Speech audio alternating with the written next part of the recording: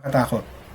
Kaya sana bigyan talaga ng pansin ng buong Pilipinas ang nangyayaring ito dahil baka pagising natin isang araw hindi na tayo Pilipino. Hindi na Pilipinas ang nakikita nating nakasabit sa bantayog ni Rizal sa Luneta. Baka pula na.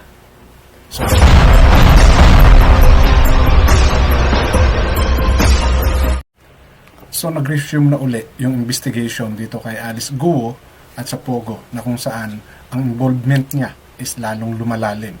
At ngayon nga, after nung last hearing, ipinadinig yung isang interview ng isang news network na Al Jazeera, yung interview na kung saan mayroong nakakakilala kay Alice Guo bilang isang spy din daw na ngayon is nakakulong sa Thailand na si Xi Jinjiang. Okay? I'm not sure if I pronounce it correctly.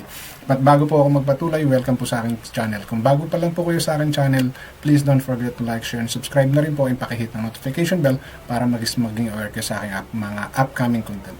Any comment, suggestion, or recommendation, please leave it on our comment section. Issue lang po tayo, walang personalan. Kung ano man po yung mga sinishare ko sa inyo sa aking mga video, yun po ay pawang aking opinion na nagbabase sa mga nangyayari at ating nakikita, naririnig dito sa social media at sa lahat ng mga news authority dito sa Pilipinas.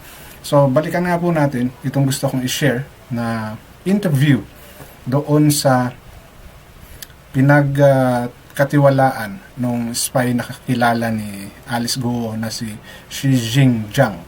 Okay? Na siya ang may mga records, okay, nung mga classified documents na meron siya.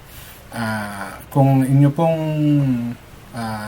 maalala or maaaring napanood nyo sa mga news, itong si Xi Jinjiang ay napag-atasan ng kanilang gobyerno na maging spy. Okay? And during those days na nanduroon siya, marami siyang mga nalaman about sa mga pinagagawa ng China. Okay? Mayroon po akong content about this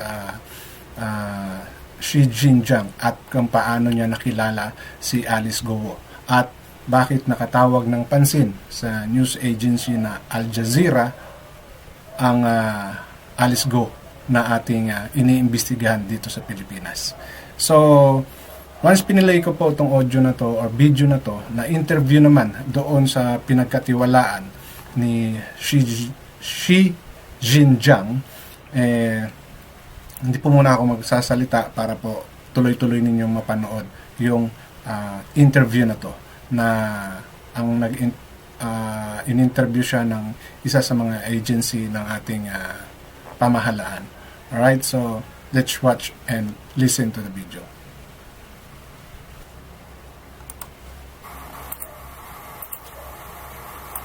Can you tell us your full name? My name is Wang Fugui. Do you consent that this video will be shown in the Senate hearing? For better feedback, you can answer in Chinese. Yes, we will fully support the hearings in the Philippines. Mr. Wang, what is your association with Xi Jinjiang and how long have you known him? 我是他的狱友，我们是相互信任的朋友，因为我们在监狱里面生活1年半的时间，在我出狱后，受他的委托处理一些他解密档案的一些事务。 How did you come to access his files? 应该准确的说，是他给了我部分解密档案的权限，我也只是这些文件中的一个保管者。但每一个文件需要打开的话，都是要有佘志江先生本人的解密口令才能打开。 In the Al Jazeera documentary that just came out, you revealed that the file of Guo Huaping was found in the files of Mr. Xi Jinjiang. How did you come to the conclusion that Alice Guo or Guo Huaping is a spy based on the fact that her file is with Mr. Xi? 其实佘志亮先生保管的解密档案的内容非常多，而且我也只是在他授权下解密了一部分内容而已。郭华平并不是什么特殊的，只是正好有一份他的国安背景的资料在里面。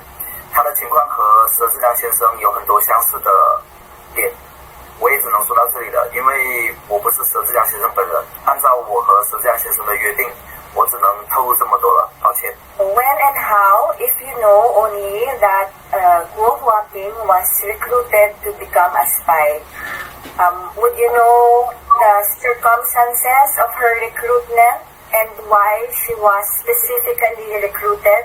这个情况，佘志亮先生在监狱中就跟我说了一些。首先，所有的国安招募的外勤特务都会有非常详细的背景资料调查，也有专门的黑客小组和同乡会、商会负责海外的资料收集，包括背景资料里面会掌握一些人的秘密和弱点，这也是国安在海外控制外勤的主要方法。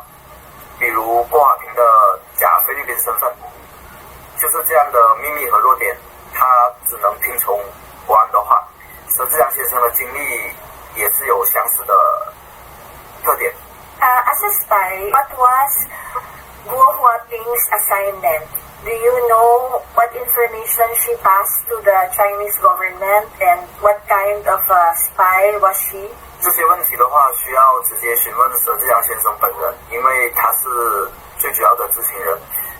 中共国安在招募海外特遣人员的时候，虽然包含专门收集情报的间谍人员，但是也有很多为了中国政府谋取政治和经济利益的，比如有些国家的官员和商人。Who else in her family and associates are involved in the spying operations? And if you know the answer, in what ways are they involved? 这个内容的话，我目前没有权限回答你们了，因为太复杂，涉及的面非常广泛。我只能告诉你们，中国政府的胃口非常大，手也伸得非常远。Can you try to explain to us how the casino, online gambling, maybe scamming businesses are related to the spying or espionage operations? 这些当然有关联的，这和中国政府旺盛的情报需求有很大的关系。还有一个就是这些和“一带一路”是绝对有关联的，而“一带一路”也是面向全世界庞大的统战和情报战略计划的一部分，包括对外的殖民策略。Why do you think that she is telling the truth? 我是当然相信的。如果你们看了这些文件，你们也会相信。To your knowledge, are there other Chinese spies in the Philippines? 每个国家的都有，而且并不完全是华人。我只能回答这些了。In the Al Jazeera interview, she talked about a handler who was the go-between between Guo Huaping and she. Who is this handler? Is he also working for Yatai, or is he connected to the government? Is he the handler of Guo Huaping? So all things that you can say about him. 这个人叫马东立，他是中共的党员，他是佘志亮先生的国安联络人，是红二代的身份。当然，他也有一个美国的身份，还有他是泰国华人协会的副会长。他在佘志亮先生被非法诱捕之前，是亚太排名第3的高层，他很有可能是郭华平的上线。佘志亮先生和郭华平之间的联系就是通过马东立。我也只能回答这些问题了，谢谢。To your knowledge, was Guo Huaping planted here as a spy, like when she was a child, or did she first become very successful, then became a mayor, before she was tapped to work for the Chinese government? 郭华平的竞选本身就是中共国安安排的。After the Al Jazeera interview, Mr. Wang, you had to move to an undisclosed location. Can you tell us why that was necessary? 这个是有必要的，因为不能小看中国国安的海外执行能力。我也希望听证会的议员们注意安全。Have you tried to contact Mr. She after the Al Jazeera documentary? Were you able to get in touch with him? 佘志强先生目前因为揭露郭华平女士涉及的间谍事件，据悉已遭到了中国政府的严密打压。由于此事件非常的敏感，泰国监狱方面对佘志强先生实行的严格的监控，已经限制了他与外界的联系。To the best of your knowledge, would Sir be willing to speak to Philippine authorities, Philippine government, if access to him was granted? 据我所了解，佘志强本人对菲律宾的感情是非常深厚的，因为的话，他曾经说过菲律宾给了他改变穷苦身份的机会，所以他很感恩于菲律宾。他本人也说过，他一生从未做过伤害菲律宾人民的行为，而且他在菲律宾所有的商业都是符合菲律宾法。 So, grabe yung mga ni-reveal dito nung si Mr. Wang.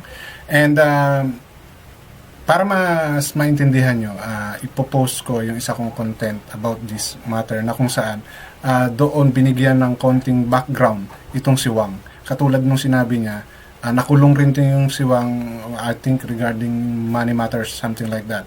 So, nandiriyan yan dito sa isa kong content na to, na kung saan medyo napaliwanag dyan kung sino ba itong si Mr. Wang na nakasama ni Xie Zhijiang sa kulungan at nagkaroon sila ng time makapag-usap, naging malapit silang magkaibigan up to the point yun nga na ikwento ni Xie Zhijiang at pinagkatiwalaan siya ng mga classified evidences na meron siya. Tulad ng banggit ko, meron ding ibang documentary about dito kay Xie Zhijiang na nag-start talaga siya as a businessman na nag-prosper at something to do with the road construction, something like that. Doon siya nagsimula at doon siya na-contact nitong mga Chinese authority at ginawa siyang spy.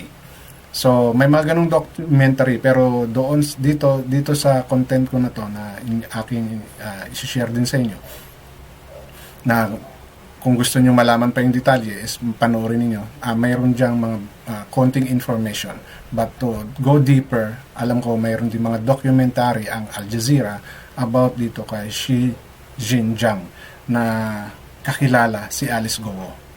So, sa lahat ng mga revelation na to na pinarinig at sinabi ni Mr. Wang, dapat talagang i-take consider ng government itong pagkukonsider nila kay Alice Goh na makatakbo uli bilang mayor ng Bamban.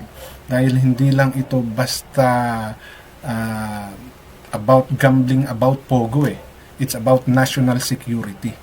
At nakita nyo naman doon sa isa sa mga naging sagot na itong si Alice Goh is talagang pinlant, okay? Nilagay talaga ng Chinese government sa Pilipinas para mag-monitor, di ba? Maka-impluwensya at malaman kung ano ang ginagawa ng Pilipinas against sa China. Napakalaking bridge sa security ng Pilipinas pag ito'y talagang napatunayan. Well, siyempre magdududa kayo, ano yung purpose nitong Wang? Bakit siya lumabas? Bakit siya nagpa-interview? Diba? Because katulad ni Xie Zhijiang, maano na rin siya, mari-red flag na rin siya. And kita nyo naman doon sa interview din na to, kailangan siyang ilipat in a secluded, undisclosed location para sa safety niya dahil sa mga revelation na ginawa niya. And now, hindi natin alam ngayon kung si Xie is mabibigyan pa ng tsansa na makausap talaga ng Philippine government kasi nagigpit ang Thailand, Thai government in giving access to Xie Zhijiang dahil nga sa mga naunang revelation na ginawa niya during the first yung katatapos lang na Senate hearing na ipinarinig doon na maaaring si Alice Goh ay spy. Although hindi siya yung tipo ng deep spy, di ba? Parang simpleng spy lang siya. Still, pumapasok siya sa espionage. Di ba? Giving informations sa China, which is very dangerous. And tulad ng sinasabi ko, involve national security ng Pilipinas. Na alam naman natin ngayon, di ba? May issue tayo with the Philippine Sea, West Philippine Sea, di ba? Na binubuli na nga tayo ng China, tapos may mga ganito pa na lumalabas na mas lalong lalagay sa atin sa alanganin. Mahirap, di ba? Tayo yung nabubuli na, napapasok pa ng mga ganitong bagay. At ang masakit kasi dito, bakit nakikipagsabwatan ang mga politiko natin? Grabe. Kayo po ang nagbebenta sa Pilipinas. Kayo po yung nagiging dahilan kung bakit tayo napapasok ng mga ganito. Kayo po ay niluklok ng taong bayan dyan para maglingkod at mag-isip ng ikabubuti ng Pilipinas. Hindi yung sariling pang-interest nyo lang na to the point na magagawa ninyo ibenta ang kapwa nyo Pilipino at ang buong Pilipinas. Di po ba? So, this interview with Mr. Wang really reveals a lot kung sino ba talaga si Alice Guo, despite sa kanyang sabihin na nating pagtulong sa mga tao sa Bamban. Pero sa likod nun, mayroon siyang grand na plan paano sirain, pasukin, ma-penetrate ang ating government. So nakakatakot.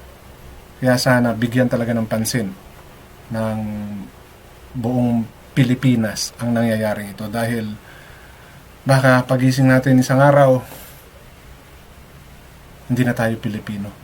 Hindi na Pilipinas ang nakikita nating nakasabit sa bantayog ni Rizal sa Luneta. Baka pula na. So issue lang po tayo, walang personalan. Hanggang dito na lamang. Maraming salamat.